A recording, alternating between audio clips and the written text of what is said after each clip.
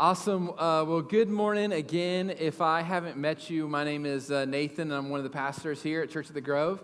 And we're excited that you are joining us this morning for our first week of our series called For, and For the Circle, talking about how we need to be known for what we're for rather than what we're against. But the sad reality is that a lot of times churches and or people, a lot of times we're known more for what we're against rather than what we're for.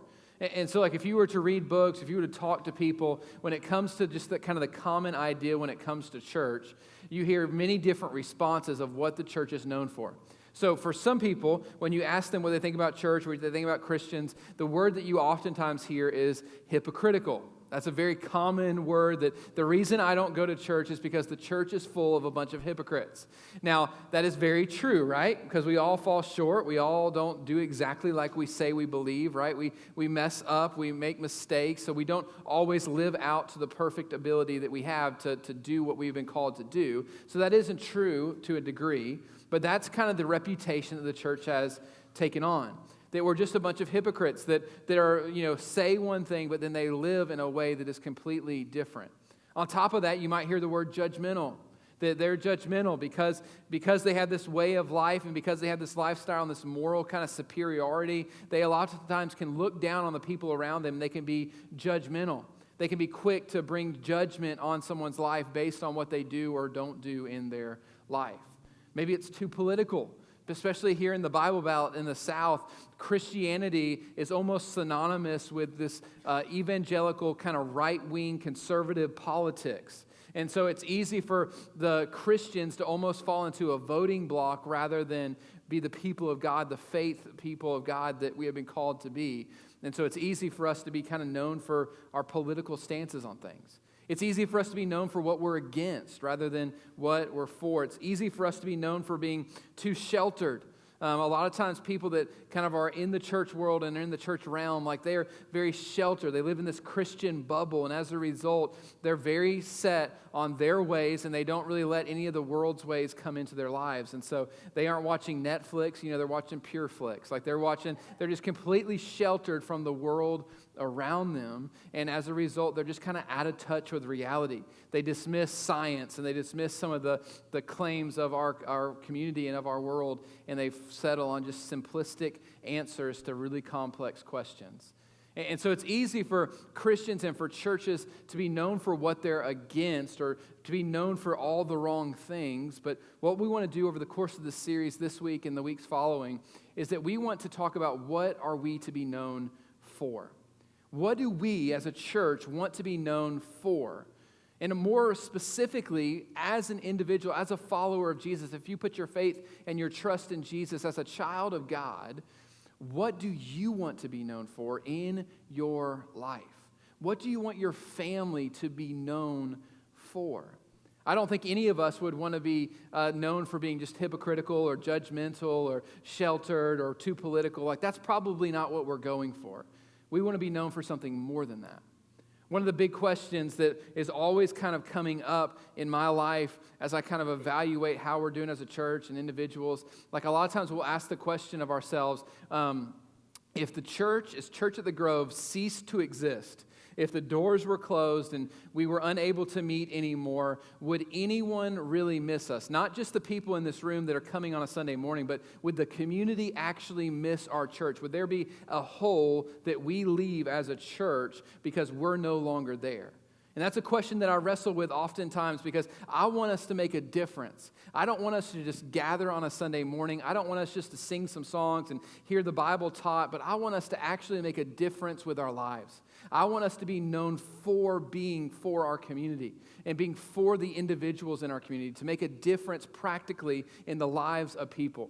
Because here's the truth, we can talk about things all day long, but until we actually live out our faith and we actually do something about it, we can't truly mean and we can't truly be the people that are for our community until we're living that out in a practical way. And so that's what this whole series is about. It's about defining who we want to be. What do we want to be known for? Who are we as a church and individuals and as families? There's an incredible story in the Old Testament found in the book of Jeremiah. We'll be there all morning. If you want to flip there or on your phones or tablets or Church of the Grove app, you can follow along. But Jeremiah chapter 29, and just to kind of set the scene, because many of us probably won't be familiar with it, but at this time in history, it's about 600 years before Jesus has come to earth, okay? And at this time in Israel's history, you have the nation of Babylon, which has come to Israel, and they've taken over the nation of Israel. Now, remember, Israel is God's chosen people. It's the Jewish race, and they lived in the nation of Israel that we see today. And as a result, Babylon has come over. They've taken over Israel, and they begin to exile. They begin to bring people back to the nation of Babylon as captors, as being captive in the chains of bringing them back to their Babylonian culture. So if you know the story of the book of Daniel, this is where that same kind of time frame is coming place, where Babylon has come over. They've taken some of the best known, the wisest, the people of influence, the youngest men, and they brought them to the nation of Babylon. Now here's the very interesting thing about Babylon. Babylon was a master at conquering other countries and assimilating them into their society. Because here's what they did. There's really several options when you capture another community, when you capture another country. The first thing you can do is that you can enslave them.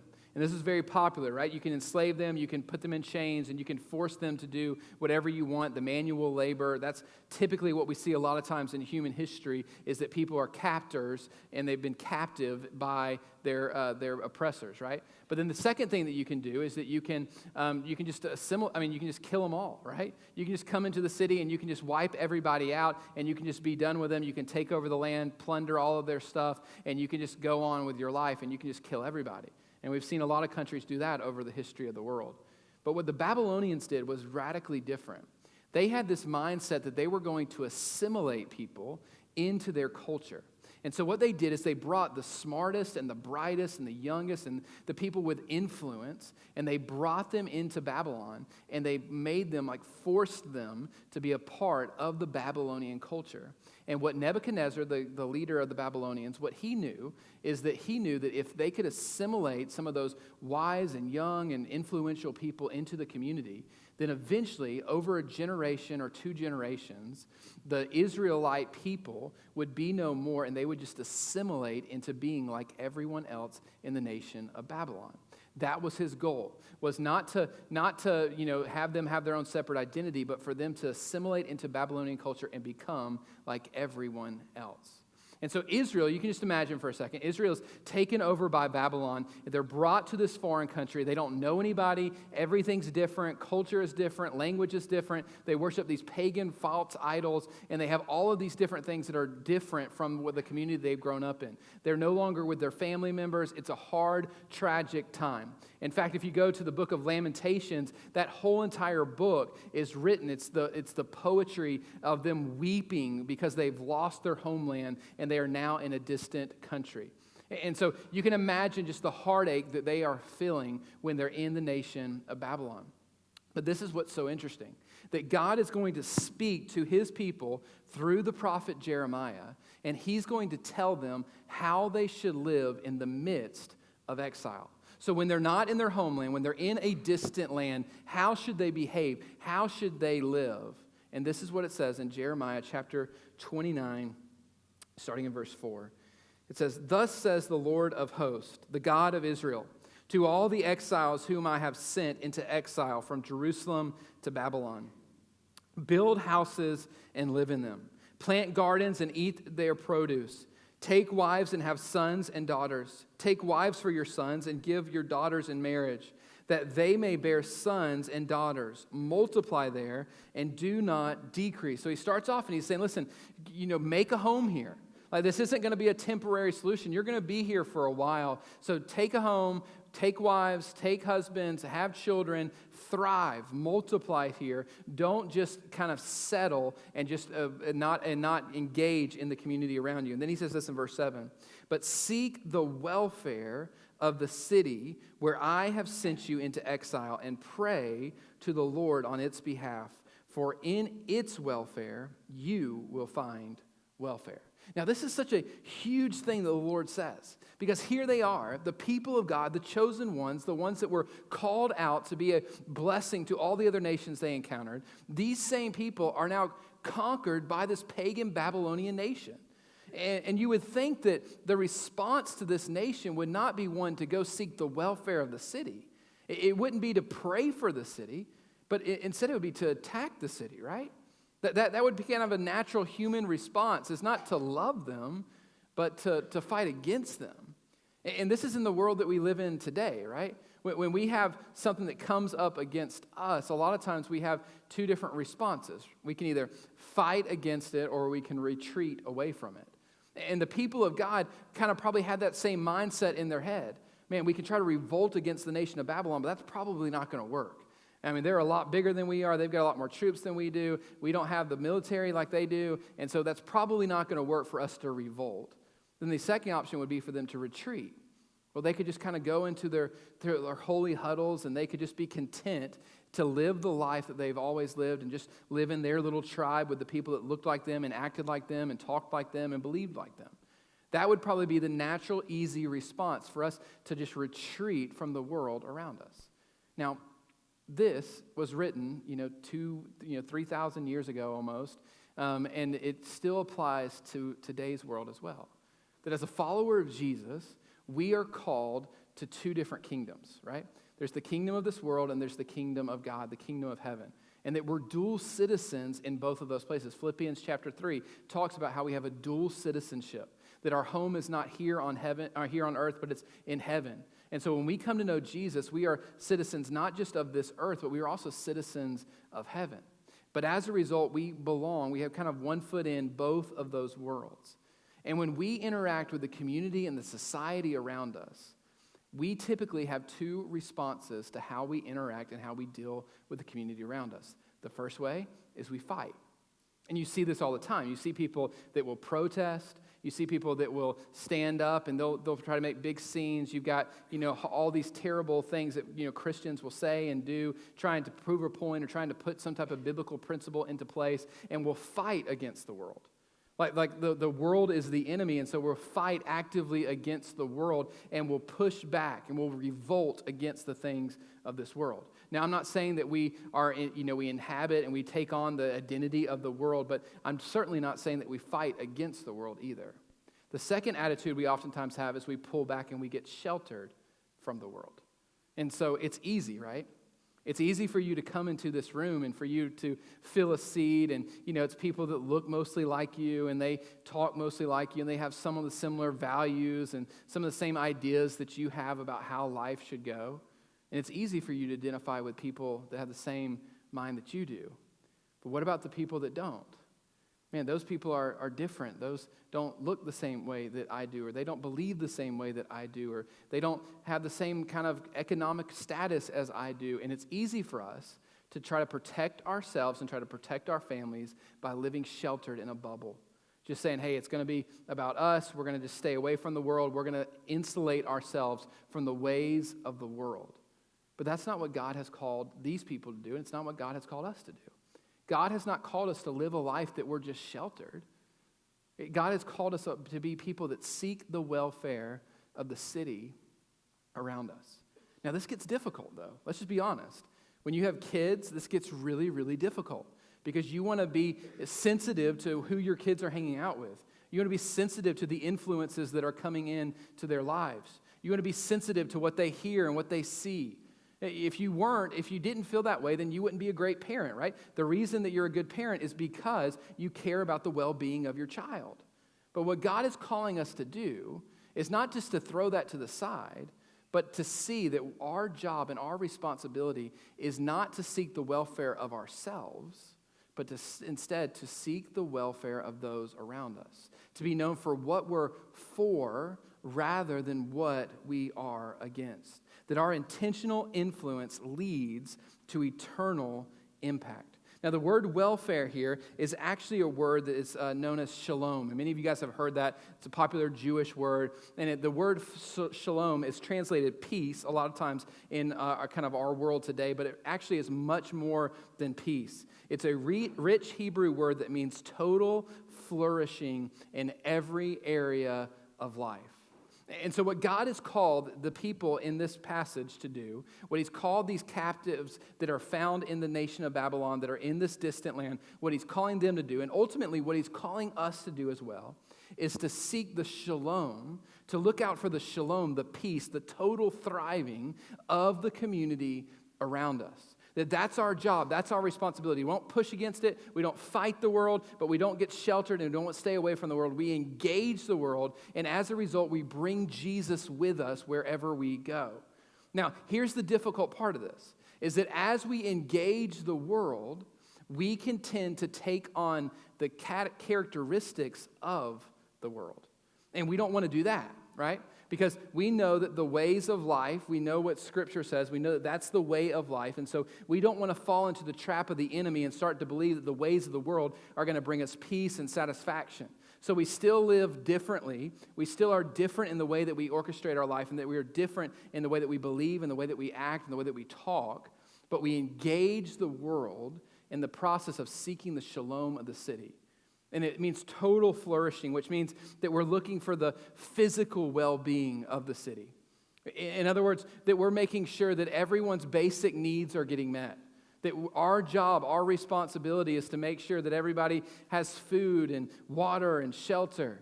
That we're making sure the physical needs of our community are met. It's not the government's job.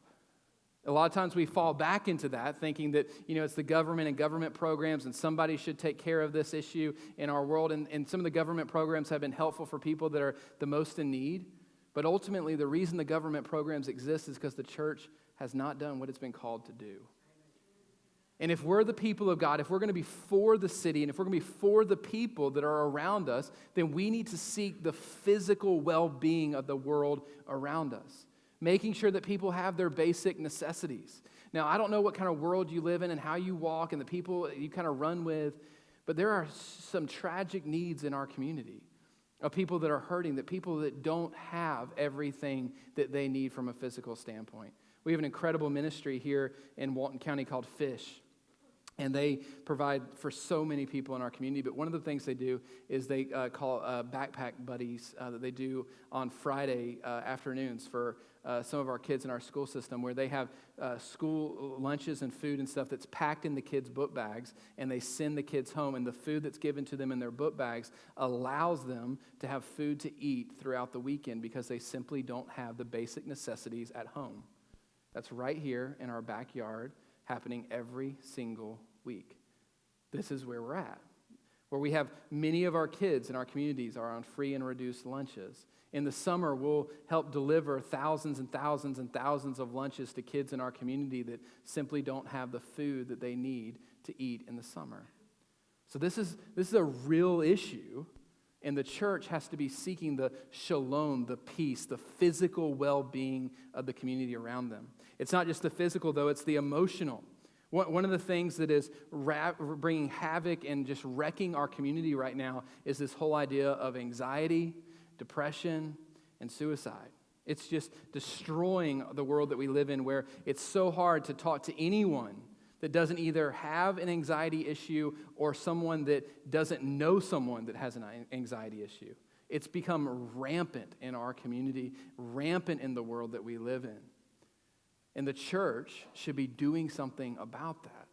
That it shouldn't just be to the professional counselors, but that the church, because we know who Jesus is, and he's the one that brings peace that surpasses all understanding. He's the one that says to cast all of our burdens upon him, and he will give us rest. That we know that he is the answer, and as a result, we are to bring Jesus to people that are having emotional issues and emotional pain. In just a few weeks from now, right after Easter, we're going to start a series that's called Fight for Peace. And we're going to address this and some of the mental issues that we face in a world that we live in today. But we need to be on the forefront of that. We need to be helping people, leading people through that, giving them a shoulder to cry on, praying with people in the midst of their pain to help them overcome the emotional struggles that they feel. Because we want to see shalom in every area of life. The social aspects of life. We want people to connect. We live in a community where people are radically disconnected, where their connection comes through social media. And social media, although it gives you some form of connection, does not give you true community and true connection. It's a false sense of what community is all about. And so we want to give people community, a place to belong, a place to connect, a place where they can ultimately have friends to be around them and hold them accountable and to challenge them and to push them forward in their lives. We want to seek the shalom of people, the peace of God come upon them in their relational lives and their social life. We want to seek the financial well-being of the city. I love it. I love it. I love it when followers of Jesus start businesses. Not start businesses so that they can get rich and they can make more money and they can build bigger houses and buy nicer cars and go on great vacations. But the reason they start businesses is so that they can make a difference in the community. And they begin to use their business to invest in the community and to invest in people's lives and to do good things to the world around them. I love that. I love when we have entrepreneurs that are seeking to start new things and to do more things and to encourage others to create jobs and to create financial wealth and financial ability in our community. I love that. And the church should be leading the charge on that. We should be shopping small. We should be people that are investing in our local community because we want to see the community around us thrive. We want it to be prosperous. We want it to do great things. And so we want to be on the forefront of that. And not to mention, obviously, the most important is from a spiritual component. We want people to experience shalom. We want them to experience peace from a spiritual component as well. Because we know that no one will truly flourish in life outside of knowing and having a relationship with Jesus. It's impossible. You might have financial wealth, you might have a lot of friends, you might have a lot of great things in your life, but you will never truly flourish and thrive in your life outside of a relationship of Jesus. It won't happen. And so we as the church, to be known for the community, for the people around us, then we've got to bring Jesus. Because he is the answer ultimately to all the questions that we need to bring Jesus to the world around us. And so you can imagine back in this time, Jeremiah is speaking these words to the people. And they've got two options. Can they follow along with what God tells them to do? Or will they go and they will continue to live the way that they've always lived? Remember, the command is to seek the welfare of the city where I have sent you. Now notice he's not saying that the exile happened kind of by chance. He's saying that he has sent them to the place where they find themselves in captivity. And that's the exact same story with your life and with mine. Although our home is in heaven, he has sent you to the place where you currently reside in the community of Social Circle. He has sent you here for a reason. And he has sent you here to seek the welfare of the place where you are at. And then he says, and pray to the Lord on its behalf. So we pray for the city. For in its welfare, you will find welfare. So he goes on to say, listen, if you want to know how you can find your welfare, if you want to know how you can thrive in this community, then seek the welfare, seek the city to be able to thrive. And we ultimately see this in the book of Daniel. We see this kind of play and kind of unfold. But when we seek the welfare of the city, everything around us prospers. When we bring Jesus into the marketplace, everything around us prospers. That's just how it works. Now, this is a radically different way of thinking because there's ultimately kind of the city of God and then there's the city of earth. And so for the city of earth, it's all about me. It's all about how I can get ahead, how I can succeed, how I can get the promotion, how I can make more money, and it ultimately revolves around I. But when we understand that our world, our home is not of this world, but is in the next world, the eternal world, the world where Jesus is, then we begin to change our philosophy in how we do life. It's no longer about me, but it's about others. We're no longer seeking our best interest, but we're seeking the interest of others. And when we begin to live in such a way where this is the natural frame of life, then we too will thrive. Because when we are obedient to the commands that God gives us, then we thrive in the life that we have here on earth. And so, are we being people that are promoting and working for the good of the community around us? This has really been kind of the foundation of what we wanted to be as a church. We wanted to be a church where we were seeking the good of the city, that it wasn't so much about us, but we wanted it to make sure that it was about the people around us.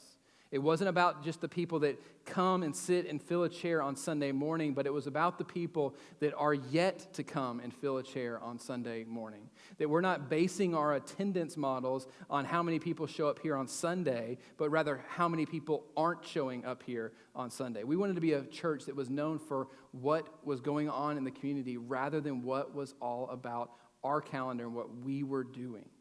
And so that's kind of been something we've journeyed with for a long time, and it's something that we started the church on at the very, very beginning. Before we even had our first public service, we had a team of people down here at our Friendship Festival that happens in October, and we showed up, and we were helping vendors set up and break down their tents for the Friendship Festival. That's been, probably 9 or 10 years ago now, and that was before we even had our first public gathering. We had a crew of people down here to do that. And it was just showing, hey, listen, this is what we want to be for the community. We want to be for the city. And so we're going to volunteer our time at one of the biggest events that the city had at that point. And so that's what we were part of. And every year since then, we've tried to put a team together, and we've tried to love and serve our city in that way. We've picked up trash on the side of the road. That's one of my favorite things we do every single year. For the Social Circle cleanup, we wake up early, and we go and we pick up trash on the side of the road. It is the most fun you'll ever have, right? It's terrible. I mean, let's just be honest. I hate it. Literally, I wake up on that Saturday morning, I'm like, please let it rain. If it rains, I don't have to go out there and pick up trash. But we do it because it's the best for the city. And we want to invest in the community. We want to serve the city. We want to seek the welfare and the prosperity of the city around us and the people around us. We're in the school system pretty much every single week. We are loving and serving on students and on teachers in our community. From primary school, elementary school, middle school, high school, we are in the school system. And we're doing a number of different things to love on the people around us. Why? Because we want to be known for the city. I mean, we have a lot of connections in just kind of city life and city government stuff. And I mean, I kind of focus in on a lot of that stuff. Why do I do that? Why do I spend my time there? Because I want to be known for being for the community and for our city. Because I don't want us to just come and to fill a seat. I don't want us just to come and just to be a gathering of people. But I want us to be people that are led by Jesus and inspired by Jesus in such a great way that we go out and we make a difference in the community around us. That we say, hey, we are for you. And not just are we for you, but God is for you. And as a result, we're going to come and we're going to seek your welfare and we're going to seek the welfare of others and we're going to make sure that you prosper. Because in your prospering, we prosper as well. That's what I want us to be as a church.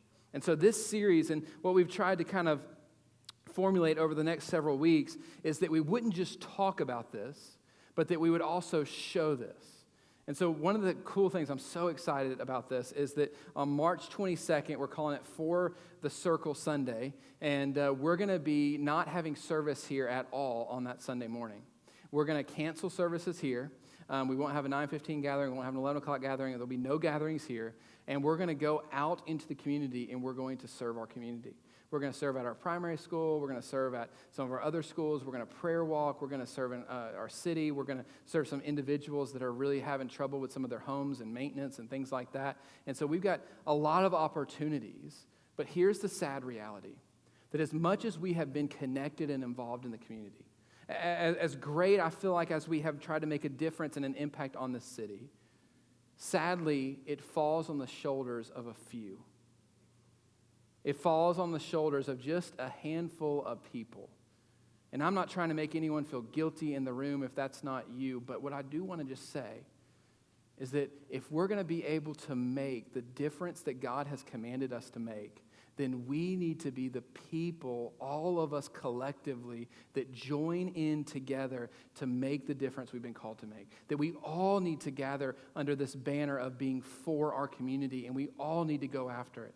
It cannot be just a handful of people, but we all need to be in on this. And I'm telling you, if we are all in on this, If we get all together and we're all for the community and we're seeking to love and to serve those that are around us that are in need, to give to those that don't have, if we're the people that are truly living the way of Jesus, then it will make a massive difference.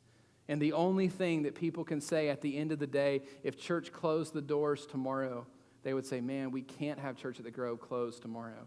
Man, what a difference they have made. It would leave a hole in the community. But that only happens when all of us are trying to make a difference and seeking the welfare of the city around us. Megan will talk about this in a little bit, but one of the ways that we're making a difference in the community is through United Weekend. We had about 170 students last year, and this year we'll have about 300 students, which is phenomenal. Yeah. It's very scary, too, to have 300 kids. Man, we are so excited about United Weekend, and we're believing God's going to do really, really big things for that. But, man, we're believing, man, we're for the city in such a way that we're going after young people, because we love young people. We want to be known for being for students, for young people, for kids. Like, we want to make a difference in the lives of people. But, again, the only way that truly happens is if we're all on the same page and we're all actively engaged in seeking the welfare of the city. It's not about us pushing back and revolting against the world. It's not about us pulling back and being sheltered from the world. But it's about us taking the light of Jesus and engaging the world around us. And so are you for people? Do you live that way out? Are you for the community? Are you for the circle? What could happen? What could happen if we were known more for what we're for rather than what we're against?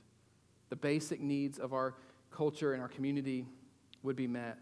There would not be homelessness, that every child would have a jacket to wear in the winter, that we would have businesses pouring money into the community, that no kids in our community would be in foster care, that we would have kids that knew how to read because they had people that were investing in that people wouldn't be living without the necessities of life, that people would have a place to go for their mental health and their mental issues, that we would have a place for people to belong and connect and have relational being, that we would have people that would be able to invest and to share the love of Jesus, and as a result, people move from death to life. Let us be a church. Let us be a people that are known for what we're for rather than what we're against. Let's be for the circle.